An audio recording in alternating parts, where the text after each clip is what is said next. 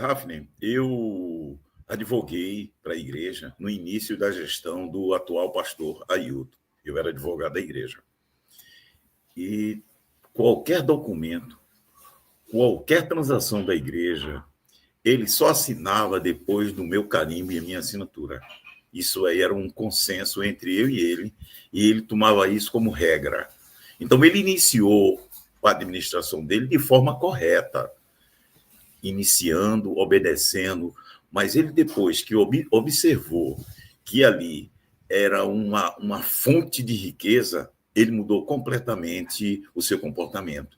Tanto que o filho dele, o que está nos Estados Unidos, ele fez um contrato com a igreja para a instalação de informática na igreja, de computadores, e um contrato altíssimo. Ele não fez as instalações, não fez o trabalho e me procurou para que eu rescindisse o contrato, a igreja rescindisse o contrato, para ele receber uma multa de R$ 135.000. Na época, isso há 25 anos atrás, quase. Veja a questão. Eu, como advogado da igreja, procurador da igreja, protetor, eu digo assim, aquela pessoa que protegia a igreja de abusos, de alguma coisa errada, eu, na condição, fui procurar o pastor presidente. Cheguei diante dele e disse: pastor, está acontecendo isso, seu filho fez um contrato aqui através de um laranja, que não é ele que aparece, é um laranja, mas ele me procurou e disse que ele seria o titular, no caso dessa empresa laranja, e me pediu para rescindir o contrato para receber uma multa, pastor, de R$ 135.000. E mesmo assim ele não fez o trabalho.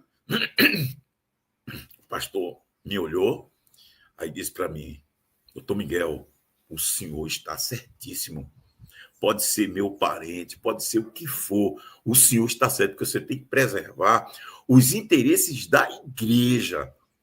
Aí eu saí de lá dizendo: poxa, esse homem é um homem realmente um probo na sua administração. Até então, sim. Só que, ao chegar no escritório no outro dia, eu recebi a notificação da rescisão do meu contrato. E fizeram a rescisão do contrato do filho e pagaram a multa. Aí eu te pergunto, e pergunto a todos: isto é honesto?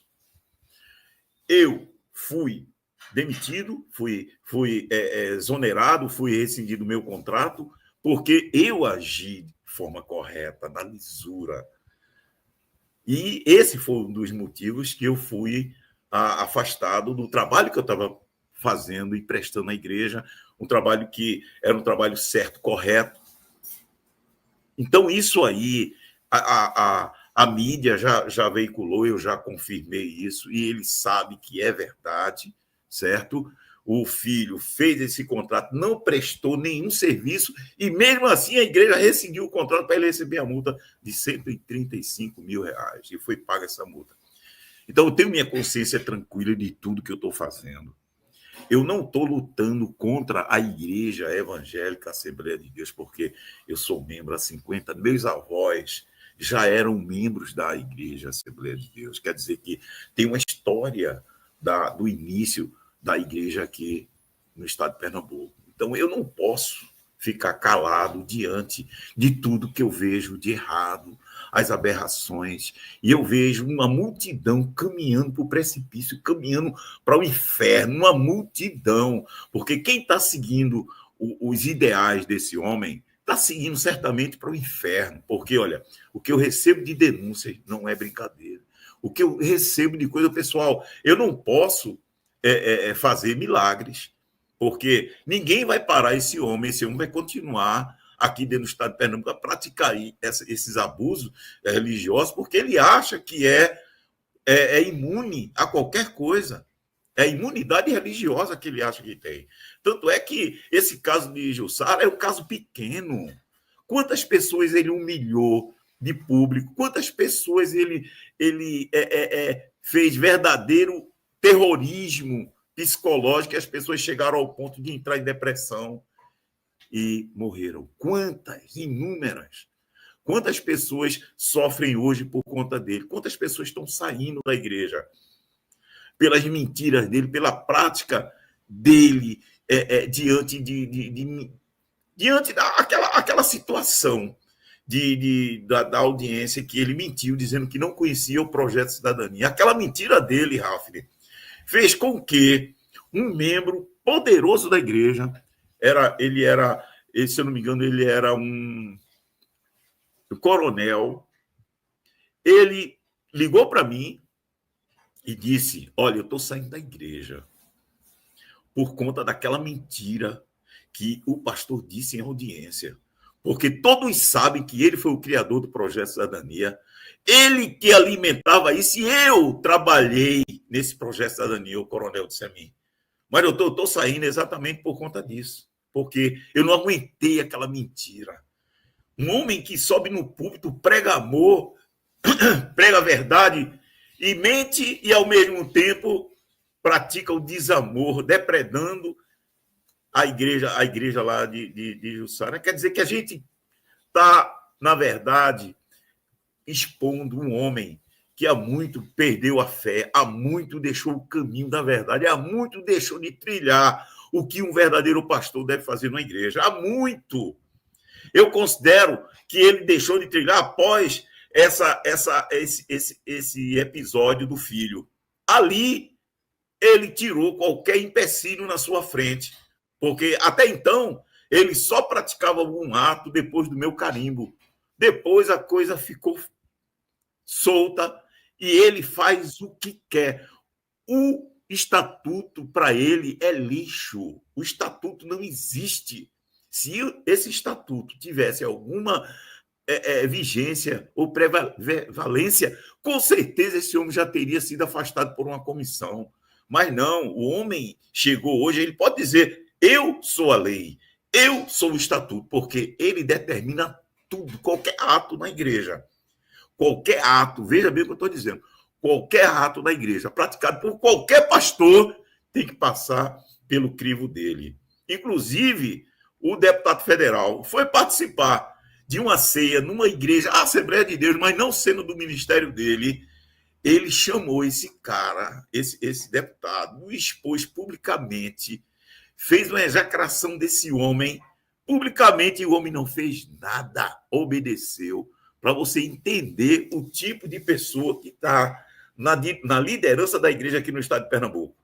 Por esse motivo, existem em torno de 50 ações, entre ele movendo, entre os irmãos movendo contra ele. Quer dizer que é um homem, como descrito na sentença do doutor Albri, um homem arrogante, uma personalidade arrogante, se considerando acima de todos. Foi isso que o juiz disse.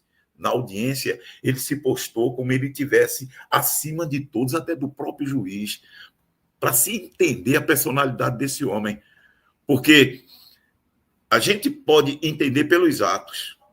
O ato dele, que resultou na depredação do templo lá em Jussara, isso aqui é uma gota no oceano de maldades que ele vem fazendo.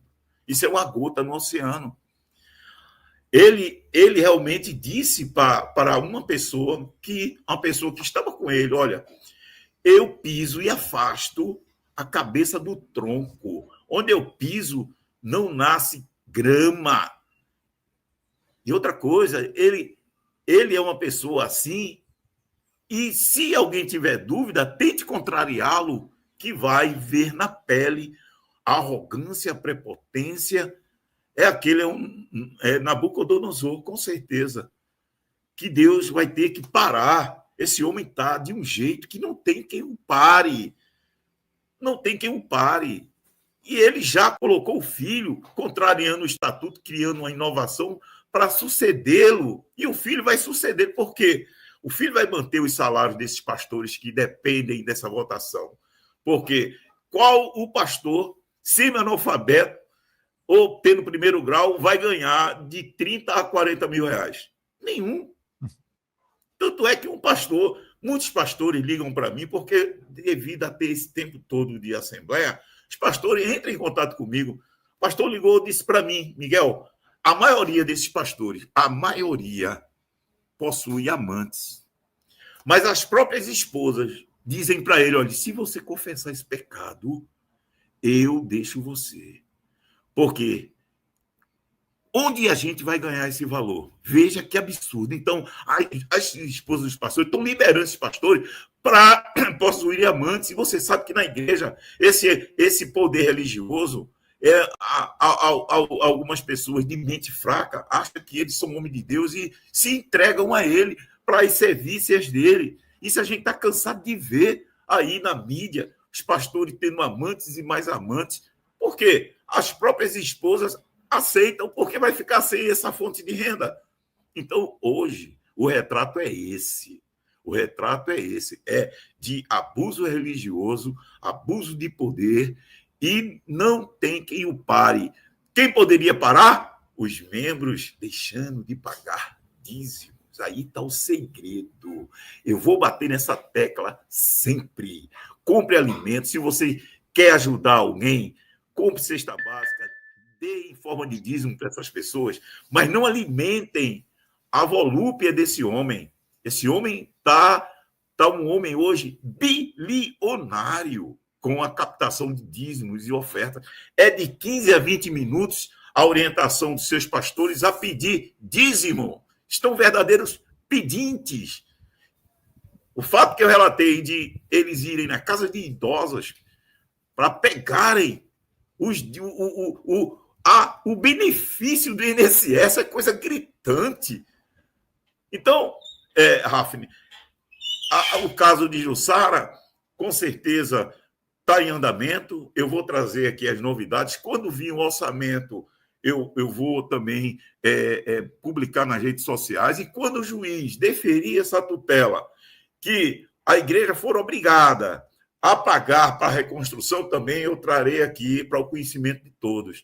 Porque, infelizmente, esse valor, como você disse no início, esse valor vai ser pago pelos membros da igreja. Não vai sair do bolso do pastor Ailton, vai sair dos membros através dos seus dízimos e ofertas. A verdade é essa.